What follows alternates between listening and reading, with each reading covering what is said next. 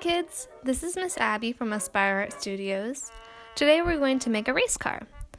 For this craft, you'll need 1 empty toilet paper roll, construction paper, watercolor paper for your character, hot glue or regular glue, tempera paint, scissors, and finally a pencil, colored pencils, or markers. Alright, let's get started. Step 1. Draw an opening for your car and windshield and cut it out. Step 2. Measure out and draw a long oval for the car seat and circles for the wheels. Step 3. Paint everything with tempera and decorate it. You can create car accessories with colored paper and glue them on.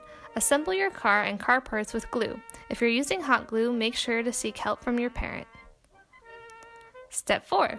Cover the front and back of the toilet paper roll. Glue directly onto squares of colored paper, and once they're dry, go ahead and cut around the edges. Step 5.